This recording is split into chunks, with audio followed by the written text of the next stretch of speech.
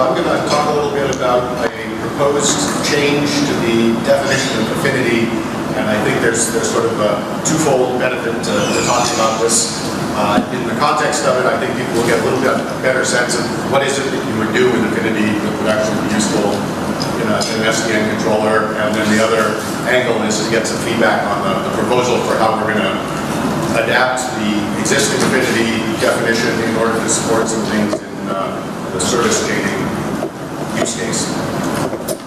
So just to review quickly, there are basically four primitives in affinity.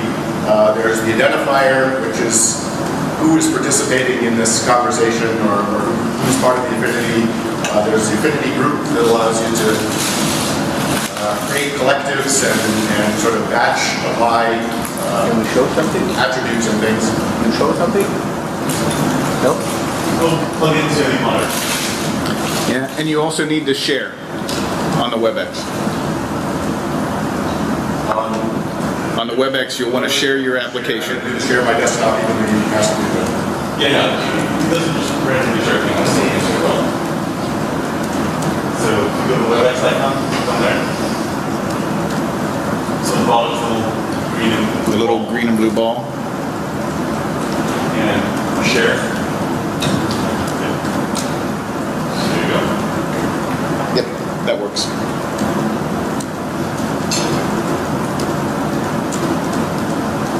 All right, so Can you email the stuff savings also?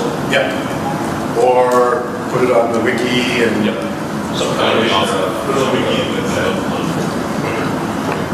So affinity consists of identifiers, groups, links, which are unidirectional logical links that have nothing to do with physical topology, but to represent the fact that A which things would be, and then affinity attributes are things that you can put on a link.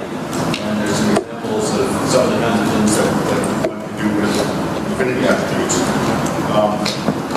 So this was in the original proposal and is sort of the definition of what are the components and how they fit together today, prior to having any kind of support that would make sense for service chaining.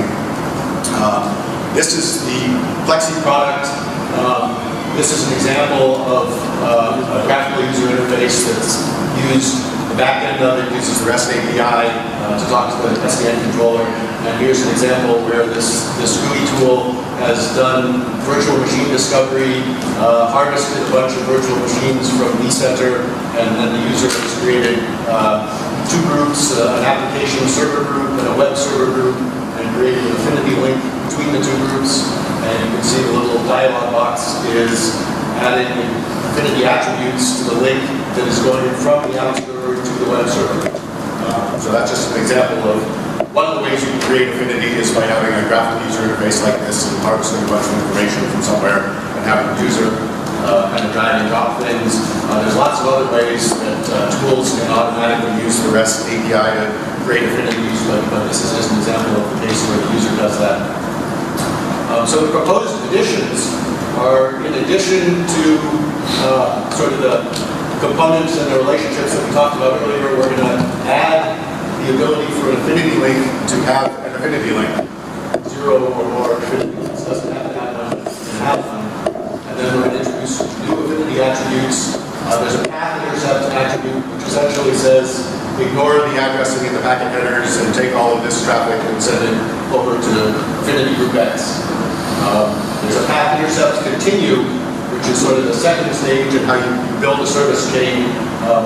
Once the initial redirect or path intercept has happened, it's gone through the middle box appliances or whatever that affinity group X consists of, and then there's a second virtual function or a third or nth. Get to the path intercept continue, and I'll have a little graphical pictorial to help you understand that better. And then there's a path tap attribute, which says, in addition to sending the traffic to wherever the packet headers are sending it, also send it to group X. So this is the previous sort of catalog of relationships in the affinity, and the only change here is that we said affinity links can have affinity links. So here's an example of how you might use this In this case, there's a Affinity group called the engineering group that consists of some Affinity identifiers that identify workstations or users or systems of some sort within the engineering group. And what this says is when the traffic is ingressing from the internet Affinity group to the engineering Affinity group, intercept that traffic, send it first to the firewall group, virtual function 1 using the path intercept Affinity, and then send it to the IDS group, virtual function 2 using the path intercept continuing. So if you were to set up that definition in terms of the Affinity relationships, the SDN controller should respond to that by causing the traffic to do something that looks like that. Vector off with, don't head directly to the engineering group, but go through the service chain in the requisite order, and then go to the engineering group. So one of the things that's nice about this is, once you said that's the traffic behavior pattern for the engineering group, if you add Bob to the Affinity group using a simple REST call, Bob immediately gets that service chain behavior in his traffic, and it's coming from the internet before it gets to Bob. It goes through the firewall and the IDS service. Here's sort of a little bit more complexity and kind of trying to balance between making it really busy and ugly and sort of being more general. But this shows a case where the engineering group, in addition to having a traffic relationship with the internet, also has a low hop count linked to an application group and has a high bandwidth Affinity link to a Hadoop cluster group. And then at the same time, you can see the finance group, whenever they are sending things to the internet, it goes to this audit service, virtual function 3. Similarly, when the finance group traffic goes to the payroll Affinity group, that's tapped and sent off to the audit appliance. And then you can also see that when internet traffic is coming from the internet to the finance group, it also goes through the firewall and the IDS service chain, similar to the way the engineering group is set up. And obviously, you can generalize this to create lots more groups and affinities and intercepts and redirects and tapping things to sort of arbitrary complexity. But hopefully this introduces the basic types and explains how we can support some of the service chaining kinds of activities that people like Cisco and Context Stream and Radware are interested in doing with OpenDaylight. So how do you, so for middle boxes that don't lock with headers, it's very clear how it is you're trying to get the middle box, put it back out, and you know that it's the same traffic that it was. Yeah. Do you just figure it in the air when the middle box comes with packet headers and say it's a new connection as far as we're concerned because there's nothing else we can do? Are there areas that I'll ask the question later? I would say that is a implementation detail in the kind of forwarding and rules end of things, and it is outside of the definition of affinities. We could have a really good conversation about how one would implement that, but it is only. Sorry? If you can't implement it, then, or can't implement it well, then it should affect how you describe affinities, instead where you just make sure that Right, so I doubt we want to have a deep dive into the implementation of this at this point in the meeting with this group of people, but I absolutely would love to have that conversation in depth with anyone who's interested in some other context. Link of links model that you have with the is that just used to take an affinity link and nest some of these redirecting tools inside it, or is there some other use case?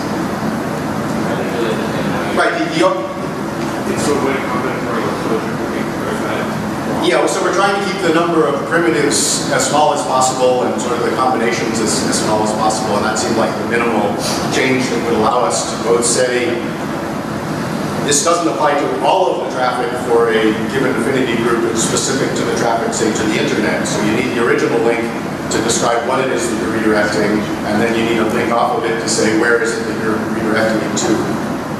So that, again, this is a proposal and an idea that seems to solve this problem that, some of us are beginning to feel is the right answer, but I wanted to put it out there for the community and give people an opportunity. Is there a simpler? I guess that there would be two approaches that I don't think that are better. Like one of them is subset affinity groups, right? So like if an affinity group needs two different links, probably should be two different affinity groups, and possibly nested. So you would make an affinity group that would be affinity group 1, but by traffic only, and then basically you would either, and I don't know how you do that policy, you would disagree, there's that. But the other thing that you could do, right, is you would actually have different affinity links, and you just scope them, and they might be nested. As opposed to sort of having links, I don't know. I guess that's more or less what you did, you sort of created a sub-affinity link. Is that right? So one of the ways you might address that is affinity groups can contain affinity groups, so you could do some of that finer discrimination within the group there, and then you could have affinity links within the nested groups and kind of drop it all in an outer group container for kind of organizational purposes. Rob? In your project proposal, there's a northbound interface to the Affinity service. Yep. How does that kind of reconcile with the existing controller northbound interface? Do those sit parallel, or do those potentially eventually merge? And either way, kind of how do those talk to the set of objects that the controller platform lays out? So I guess I'm not aware that there is an individual controller northbound. I think there's the controller northbound is the union of all of the northbounds of all of the services that have northbound. So we'll become part of that. We should have a topic which is layers in the controller, the way we draw them versus the way they are. There's a lot of confusion around what the SAL is, and if it's a layer or a piece of code or both, and northbound, whether it's a layer or a piece of code or both. I think it's both floor wax and user topic. Yeah, there are kind of two northbounds. There's the northbound the controller services use, sort of the frameworks northbound, and then there's whatever those controller services export out to the orchestration and sort of export over the rest. What are your assumptions about the transport between those services in your chain? So the goal of Affinity is to be transport independent and vendor independent and technology independent and protocol independent, so that it's just describing the relationships and saying don't send traffic to this guy without sending it through here. The how do you send traffic is completely outside the scope, and the hope and the intent is that you can sit this on top of all of the different tunneling protocols that have been invented, or raw open flow rules, or raw Broadcom SDK, or whatever it is that you like to the south. But this is absolutely intended to sit across all southbounds and all transports and be independent of that.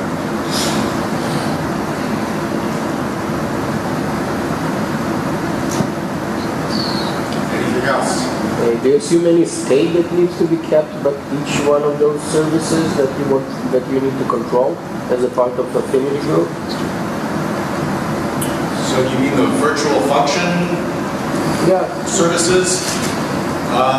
Assumption is that the transport is stateless. We drop it off at the front door and we pick it up at the back door, and what happens internal to the virtual appliance or the virtual service is opaque to us. Presumably, what's something like configures rate or something, I guess you're not talking about it. Like, it would seem useful if you're talking about Affinity service code. I guess that's part of the like, it would be useful to specify some kind of config of an Affinity middle box. And only to be past that to the middle box. And that seems, or you could if it's entirely out of scope. I wouldn't say out of scope, just haven't thought about it much. Partly because what is a virtual function is a moving target, and Etsy, ONF, IEEE, and ODB are all independently trying to invent this stuff and not talking to each other a whole lot. So we're trying to just. Fair enough. And the last thing I was going to ask is, what do you have target robots? Are there things that you know that you use, that you put this on, that it works for? We're just really starting to get our heads around that. So we've, as I pointed out, this is additions to the kind of affinity syntax that we have today, based on having had some early discussions with some customers that are interested in being able to do this sort of thing. But really, this is not cooked yet. This is the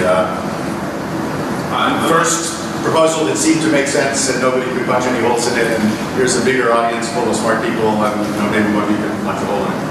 Fair enough. I'm not asking these questions because I think you should be asking. Do you have any assumption how you configure those virtual functions into the Affinity server or whatever the mechanism? So at some level, in Affinity terms, they need an Affinity identifier, which might be a DNS name for one or all of the, N firewall appliances. It could be an IP address, it could be a MAC address, it could be some ASCII string thing that's meaningful, and that the SDN controller knows how to look up in a database and resolve to some kind of packet header, something you can classify online. So that means what you said, that you assume that there is some functionality in the controller that will perform that mapping, which that functionality is currently in the controller, or you assume that you will develop that functionality for the controller. Because you need to have somehow identify something as a virtual function, something that some properties of that virtual function, address, way to go there, way to come back. I don't know, whatever the parameters of that virtual function. Who will do that? I think it's still being figured out in kind of the NFV world, but at some level, the configuration of the virtual appliance box and kind of the policies and state that are internal to that are outside the scope of Affinity. Affinity is... Yeah, but you need to have that before you bring that, because it's useless without all those mechanisms, because you have no way to find out where those virtual functions are and how to access them. So you will need that anyway, somehow, if you bring that as a project, right? So for example, the Radware proposal, they have one or more middle box appliances that they'd like to have traffic redirected through, and they could probably tell you all kinds of things about how you configure those middle boxes and what's interesting in terms of that. And it's outside the scope of Affinity. All we care about is what's the IP address that we deliver it to. Yeah, but you need the connection between, let's say, Radware, box inside the controller, whatever that means, and your Affinity server, whatever. What is that connection? And how you get that info from Host tracker? Is that the question? How do you know that 10.1.1.1 is a Radware box and it's in the network and I can send I traffic? know. You will need to go to the right place with the right parameters, with the right API. I haven't seen that defined within the controller. Forget now about how you talk to others. Within the controller, how do you find out to whom you go? Because there are some Radware boxes, there are maybe some Cisco boxes, there are maybe some others with different addresses. You give the Radware boxes IP addresses, you create an Affinity group that includes all those IP addresses, and you redirect things to that Affinity group. And how do you know that Radware boxes support Affinity? Do they need any other configuration for that? Do they need any support, for example? I don't know. No, they just, traffic shows up, goes into the box, and they do their thing. I think it's a little too simplistic. So this is one of the pieces that you would need to implement network functions virtualization. It's not the entire solution. It's the transport redirect piece of the solution.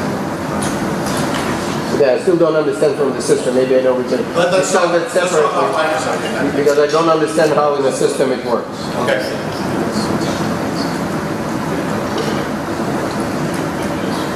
Thank you.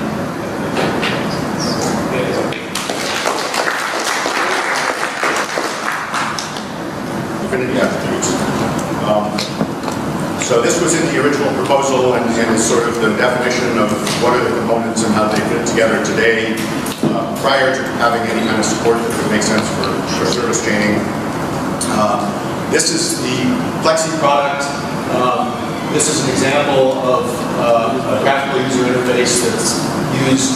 The back end of it uses the REST API to talk to the SDN controller. And here's an example where this GUI tool has done virtual machine discovery, harvested a bunch of virtual machines from vCenter, and then the user has created two groups, an application server group and a web server group, and created an affinity link between the two.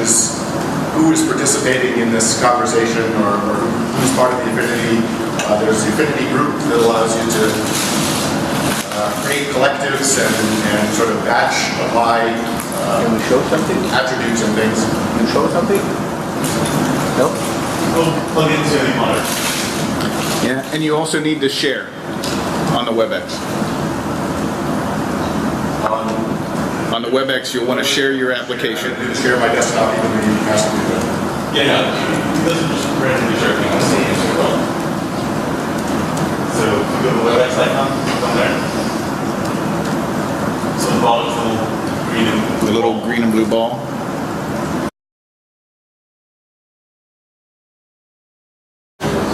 So I'm going to talk a little bit about a proposed change to the definition of affinity, and I think there's sort of a twofold benefit to talking about this. In the context of it, I think people will get a little bit better sense of what is it that you would do with affinity that would actually be useful in an SDN controller, and then the other angle is to get some feedback on the proposal for how we're going to adapt the existing affinity definition in order to support some things in the service chaining use case. So just to review quickly, there are basically four primitives in Affinity. There's the identifier, and share. There you go. Yep, that works.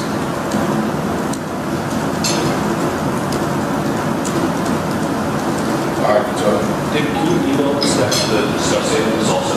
yeah, or put it on the wiki and Yep. So that would be awesome. Put it on the wiki and